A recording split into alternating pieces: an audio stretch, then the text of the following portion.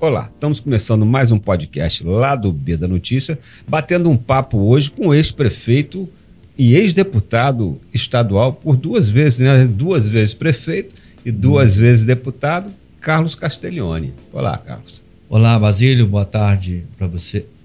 É um prazer estar aqui com você de novo, né? E me colocando à disposição. Há um ano, né? Nós estivemos aqui, mais ou menos um ano. Tem um ano, passa rápido. Como o tempo passa rápido, né? Então, estamos aqui de novo para a gente dialogar aqui e ajudar na compreensão de quem te acompanha. Pois é, Cachoeiro vivendo aí um momento, né? O finalzinho daquele período de definição das pré-candidaturas a prefeito da cidade, né? Já passamos o carnaval, o ano já começou, diz que no Brasil o ano começa depois do carnaval, então já começou, os últimos movimentos, as últimas fichas estão sendo jogadas para definir como vai ficar posto o quadro eleitoral em Cachoeiro de Itapemirim.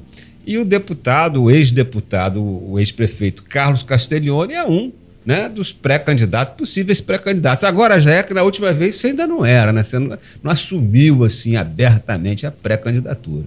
Então, agora sim, né? A partir de toda uma reflexão que foi feita, e isso passa inclusive por outros atores, além dos partidos políticos, né? Eu hoje participo de uma federação, então a gente afirmou esse compromisso na federação e vamos sim disputar a eleição de Cachoeiro. Agora, na próxima sexta-feira, na Câmara Municipal à noite, com a presença de várias lideranças do PT, do PCdoB, do PV, a gente faz o pré-lançamento da nossa pré-campanha e vamos começar a dialogar com a sociedade de Cachoeiro. A primeira etapa é construir um programa de governo.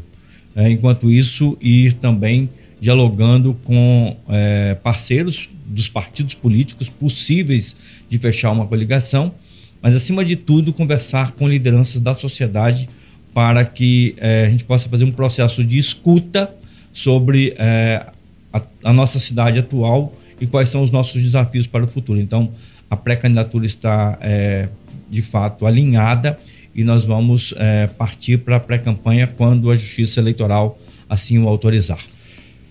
Prefeito, a saída recente agora do Juninho Correia, candidato do PL, quer dizer, o antagonista do PT, né? No Brasil nós temos dois partidos hoje que no cenário nacional e monopolizam aí as atenções da sociedade. Pela esquerda o PT, pela direita o PL e mais um monte de partido embolado ali do que a gente chama de centrão, né? A saída do Juninho, que era o candidato do PL, né, apontado inclusive como que estava liderando aí as pesquisas que ninguém viu, mas que dizem que estava liderando, ela abriu um horizonte, acendeu uma luz verde, assim, animou a militância petista na cidade? Então, o nosso movimento ele já estava posicionado, né, e a base disso foi desde a vitória do presidente Lula em 2022, quando alinhado também à vitória do governador Casagrande, onde o PT participou ativamente desse processo da reeleição dele,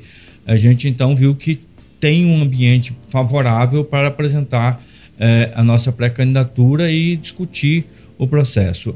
A saída de um dos candidatos, né, que polarizava, que já fazia campanha porque tem mandato, era vereador, foi deputado federal bem votado, né? Tudo isso. Suplente, né? Continua sendo suplente. Isso, dizer que não vai assumir se chamar, não. É o suplente. Então, assim, tudo isso, evidentemente, que o colocou na dianteira do processo, porque ele tem mandato na Câmara, fez uma campanha de deputado federal bem sucedida e o colocou na frente, então era natural que ele estivesse na dianteira quando começamos a discutir as possíveis pré-candidaturas a prefeito aqui em Cachoeiro.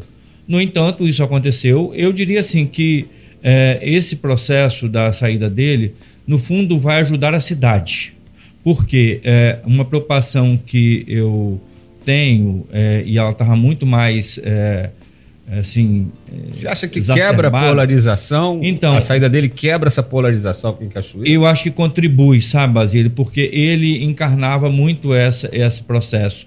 E eu entendo que essa flexibilização dessa polarização, ela vai ajudar muito a cidade. E a minha tese de que ajuda a cidade é porque nós precisamos, de fato, abandonar essa questão da disputa ideológica que não interessa ao conjunto da sociedade.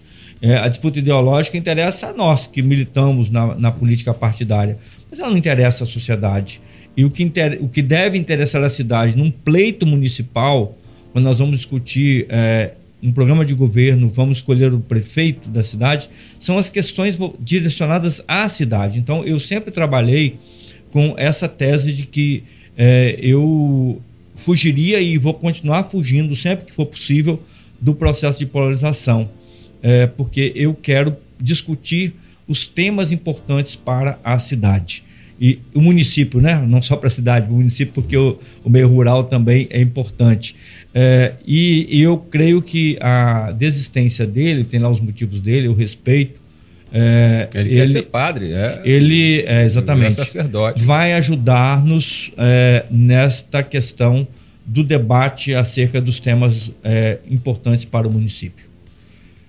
Um outro, eu não vou dizer que é folclore, né? Mas um outro bochicho que corre no meio político, né? E esse faz um certo sentido. É de que lá atrás, na disputa para o governo do Estado, na eleição do Casagrande, quando Fabiano Contarato, senador, abriu mão da candidatura, né? Ele seria o candidato do PT, para compor com Renato Casagrande, ali foi feito um acordo futuro. E que esse acordo futuro passaria pela Prefeitura de Vitória com o apoio do Casagrande ao Cosa, ao ex-prefeito, por 2 vezes também, né? João Cosa, de Vitória, e ex-deputado 2 vezes também, né? Sim. No 3º mandato. Parecido, você está na linha. Deputado federal também, vários mandatos. João. Isso aí. E Cachoeiro também estaria aí nesse pacote, isso é verdade?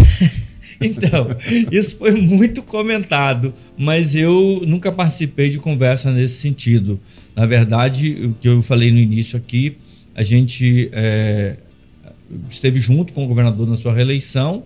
É verdade que o nosso senador ele estava inclusive bem posicionado nas pesquisas, mas nós, olhando o cenário, o levamos à compreensão, né, à discussão, ele participou ativamente do processo de discussão de que haveríamos de recuar para poder colocar todo o nosso potencial na campanha do governador Casagrande, que nós tínhamos também a responsabilidade da campanha nacional do presidente Lula, que estava correndo simultaneamente, e isso de fato aconteceu, mas eu não me lembro de ter ouvido que tenha tido algum compromisso com Cachoeiro e Vitória, eu não sei, mas Cachoeiro eu confesso que eu Casagrande já... Então acho que deve ser folclore mesmo. O governador nunca te chamou, falou assim: Carlos, vem cá, você está trabalhando com ele no governo, Carlos, vem cá. Rapaz, deixa o Vitor quieto lá, não atrapalha o negócio lá não. O Vitor é do meu partido, o PSB só tem Cachoeiro de cidade grande, você vai entrar para trabalhar. Ele nunca te chamou para te deixar... Carlos, dá um tempo, né? Sua vez pode ser lá na frente. Então, não. O governador nunca me pediu nada nesses termos. Recentemente nós conversamos, eu inclusive falei para ele, olha, o prefeito Vitor teve o direito dos 2 mandatos, né? Então isso é natural. Eu acho que é sempre importante ter essa oportunidade. Eu reivindiquei muito isso em 2012, então acho que ter a oportunidade de concluir as coisas é importante. Nunca me pediu.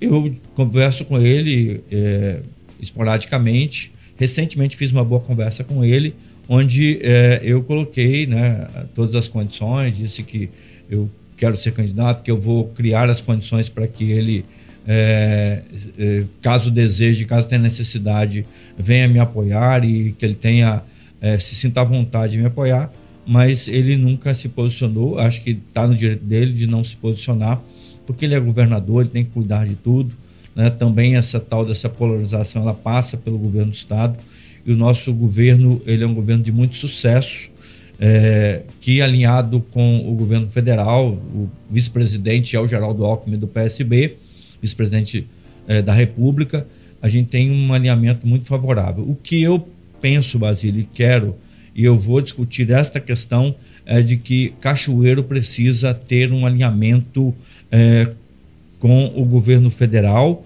e avançar na grande parceria que nós temos com o governo estadual, porque Cachoeiro é um município com baixa receita per capita, em baixíssima capacidade de investimento com recurso próprio e tem grande necessidade de fazer parcerias com o governo estadual, que já o faz e é preciso ampliar, e reposicionar o governo federal com apoio. Então, eu penso que é uma candidatura da federação, da nossa federação, a minha candidatura, vai debater isso, e eu espero que, sendo eleito prefeito, eu vou com certeza recuperar a relação que Cachoeiro já teve com o governo federal quando era o Lula e a própria Dilma, que você se lembra, eram muitas obras que nós fizemos. Pois é, eu tinha uma pergunta para fazer no final dessa entrevista, eu vou puxar ela então, porque seguindo aí a bola que você levantou. Você falou em baixa capacidade de investimento, né, do município, que o próximo prefeito vai precisar lidar com isso. E o prefeito atual, Vitor Coelho, acaba de enviar para a Câmara um projeto de lei pedindo autorização, né, mais ou menos nesses moldes, para contrair um empréstimo de 50 milhões de dólares para fazer obras importantes aqui no município, né? Ele fez uma coletiva e mostrou todas as obras que pretende fazer, mas essas obras vão ser feitas pelos próximos prefeitos. Pouca coisa vai dar tempo de fazer ainda esse ano. Ele interpreta isso, o prefeito Vitor, como um legado que ele está deixando para a cidade e para quem for administrar. Claro que ele torce que seja a Lorena Vasquez, que tem se posicionado aí como a candidata da atual gestão. Mas fica para qualquer prefeito. Como o senhor vê isso aí? Você acha que é um movimento eleitoreiro? Isso te deixa desconfiado? Você apoiaria, se fosse votar como vereador na Câmara? O senhor aprovaria esse projeto? Então, eu não acredito que seja um projeto eleitoreiro, porque ele está amparado em questões técnicas e, de fato, em necessidades do município. No entanto, por se tratar do final de governo e também por se tratar de um empréstimo em dolarizado, se o PT tivesse a bancada na Câmara Municipal, nós orientaríamos para votar contra neste momento, porque a gente entende que um município que tem baixa capacidade de investimento, ele também não pode comprometer ainda mais essa baixíssima capacidade de investimento com pagamentos futuros de empréstimos já contraídos. Por exemplo, nós temos, que eu quando fui prefeito, eu finalizei um empréstimo com o BNDES, depois teve um outro empréstimo neste governo, agora tem um outro dolarizado, e ainda tem... Mas tem um empréstimo seu que ele está pagando aí. Sim. Aí você está sendo injusto. Ele quer pagar o dele, ele está pagando o seu. É um empréstimo com o BNDES que a gente fez, o programa Nosso Bairro, que foi muito importante. Então, assim, e ele já fez um outro projeto, um outro empréstimo de 80 milhões, agora está propondo um outro de 50 milhões de dólares. Eu, que acompanho intensamente as finanças do município, Cachoeiro hoje tem um orçamento anual perto de 1 bilhão de reais. 1,5 bilhão, né? Mais de 1 bilhão, segundo. Não, segundo a previsão orçamentária, inclusive em 2023... Já foi votado agora do ano que vem, né? Em 2023 era 1 bilhão e um pouco, 1 bilhão e 50 milhões, e não chegou passou um pouco de 700, não chegou a 800 milhões. Então, assim, esse é um problema seríssimo que a gente tem. Aí você não está contando o dinheiro que é captado fora, você está falando de receita própria. Eu estou falando de receita própria, né? Receita própria, porque é na receita própria que a gente precisa pagar esses financiamentos, essas parcelas desse financiamento. É daqui a 6 anos, ok, mas esses 6 anos vão chegar. Então, a gente não pode empurrar esse problema. A gente já tem esses, que eu saiba, 2 empréstimos, não sei se há outro, que o município já paga. Recentemente, a Câmara Municipal aprovou uma proposta que o prefeito enviou de que o município tem que aportar no Instituto de Previdência 60 milhões de reais por ano a partir de 2025. Então, observa isso, 60 milhões de reais de aporte anual no Instituto de Previdência para poder socorrer o Instituto de Previdência. Então, eu acredito que nós vamos ter problemas com essa questão de compatibilizar esses empréstimos com a receita do município. E tem uma questão, Basílio, que é o seguinte: o município hoje, Cachoeiro, tem grandes parcerias com o governo estadual. Eu tenho visto que tudo que o município apresenta ao governador Casagrande, ele tem chegado junto em 500 milhões de reais aí nos últimos 2 anos. Então, ele tem contratado as coisas. Então, eu acho que seria melhor, neste momento, já que as finanças do município não têm capacidade de absorver esse processo de mais um empréstimo, que ele pudesse elaborar os projetos e propor ao governo estadual e agora também ao governo federal, né? O prefeito Vitor está com uma boa relação com o governo federal, com o presidente Lula, com a bancada, o partido dele, a bancada do aliado, PT, o partido dele é aliado. Então, propor ações. Eu não faria um empréstimo nessa altura, sendo que nós temos governo federal e estadual, que são parceiros importantes para que esses investimentos possam chegar. Bom, nós falando em contas, né, em empréstimos, em cumprir com as responsabilidades futuras do município, uma pergunta que está na praça aí, às vezes eu já comentei isso. Hoje mesmo eu estava falando que eu iria te entrevistar na rua aí com amigos, companheiros. Eu falei assim, mas o Castelhano não pode porque ele tem problema no Tribunal de Contas, ele não pode ser candidato. O que tem de fake news ou de verdade nisso? Então, é verdade que o Tribunal de Contas ele emitiu um parecer prévio, né? Porque o Tribunal de Contas hoje não fecha mais o parecer, ele não dá a definição, ele oferece um parecer prévio e a Câmara vota esse parecer. E, de fato, o parecer prévio foi pela região. O colegiado, então, passa a ser a Câmara e não o Tribunal. Não o Tribunal. O Tribunal ofereceu, então, esse parecer prévio pela rejeição das contas, a Câmara votou, a Câmara votou e, de fato, acolheu o parecer prévio pela rejeição das contas. O detalhe, Basílio, é que esse parecer prévio ele foi por culpa apenas. A nova lei, ela diz que para... Não houve dolo, você quer dizer? Não houve dolo. Não houve dolo. Então, se não há dolo, não enquadra na lei da ficha suja. Então, isso me coloca em plenas condições de disputar a eleição, ser candidato, porque o que houve foi uma questão técnica contábil, portanto, não gerou dolo.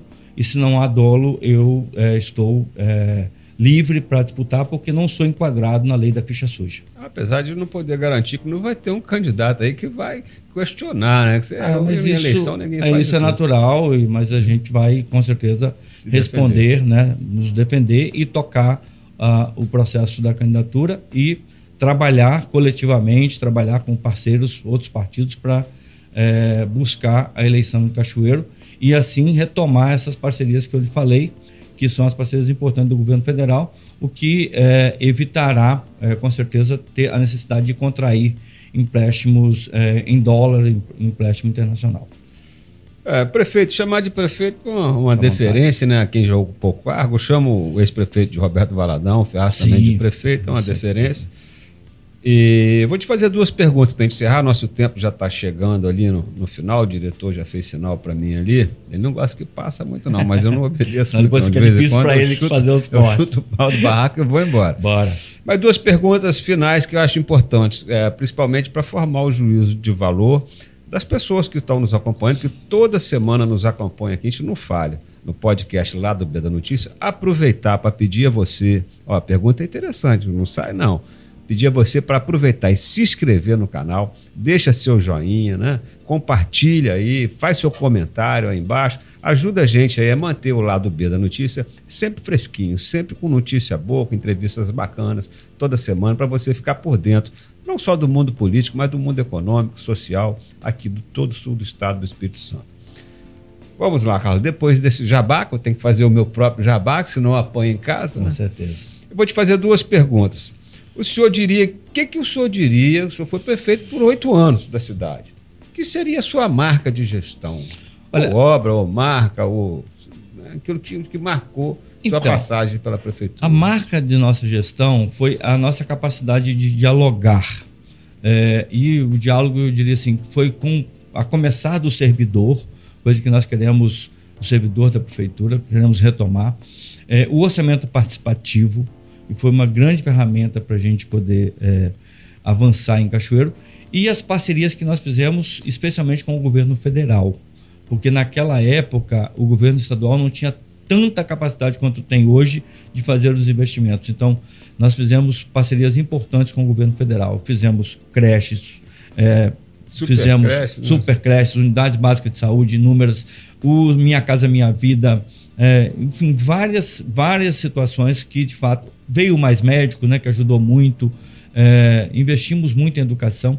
Então, e o governo federal foi fundamental. Então, essas são as marcas principais do nosso mandato, que terminou em 2016. De 2009 a 2016. Exato. Né? Governou 2015, 2016 entrou próximo, ou não? Não, 17. Governou 2016, 17 entrou exatamente, o Vitor Coelho. E então, para fechar, pode ser até uma promessa de campanha, o pessoal vai te cobrar depois se ganhar. O que você gostaria de fazer numa próxima gestão que você não conseguiu fazer nos seus primeiros 2 mandatos? Fundamentalmente a questão de mobilidade urbana. Quando eu finalizei o mandato, eu deixei pronto aqui, entreguei inclusive publicamente, foi um plano municipal de mobilidade urbana. Foi contratado pelo governo do estado do Espírito Santo, na época estava finalizando o governo de Artung, começando o primeiro mandato de Casagrande, e quem veio aqui entregar comigo, inclusive, foi o vice-governador eleito naquela época, o Givaldo Vieira. E assim, o governo contratou esse plano de mobilidade, e então assim, acho que o principal desafio do próximo prefeito é a questão da mobilidade urbana. E eu estou falando de mobilidade, estou falando de Você trânsito. vai consertar o trânsito da cidade. De trânsito, mas estou falando de pessoas também, né? Então acho que se a gente, por exemplo, eu cito aqui 3 questões fundamentais para trânsito, para tirar o trânsito pesado da cidade. A finalização do contorno do Frade até a Safra, que já está no PAC do governo federal, né? O DENIT está cuidando disso. Eu acredito que essa obra ainda tem condição de iniciar este ano. Nós temos um projeto que a gente deixou também, que é a Rodovia do Caramba, que sai do Distrito Industrial de São Joaquim, vai até o Independência, na BR-101 ali, passando pelo município de Atílio Vivaco, e também retomar essa questão aqui da Ponte do Valão. Isso, que é um gargalo fundamental. Que ela é importante para concluir esse contorno que sai lá na exatamente. frente. Então, faz parte desse conjunto. E que não é só uma ponte, né, Basílio? Tem que fazer uma ponte, mas tem que fazer várias intervenções. Tem que concluir aquela rodovia que chega e no até fazer a ligação da fábrica de cimento Nassau, tem que melhorar as vias dentro do bairro Village, né? Porque também não pode jogar o trânsito para dentro do bairro Village de qualquer jeito. E também cuidar das pessoas. Aí a gente tem que pensar nas pessoas com deficiência, no cadeirante, no pouca mobilidade, tem que refazer o programa de calçadas, tem que pensar nas ciclovias. Aí as pessoas perguntam, mas como é que vai ser isso? Falei, se nós conseguirmos tirar esse trânsito pesado de dentro da cidade, nós vamos conseguir ganhar muito espaço para fazer essas demais intervenções nas vias urbanas do centro da cidade. Pois é, obrigado, Carlos. Vou me despedindo aqui da nossa audiência. E até semana que vem, se Deus quiser.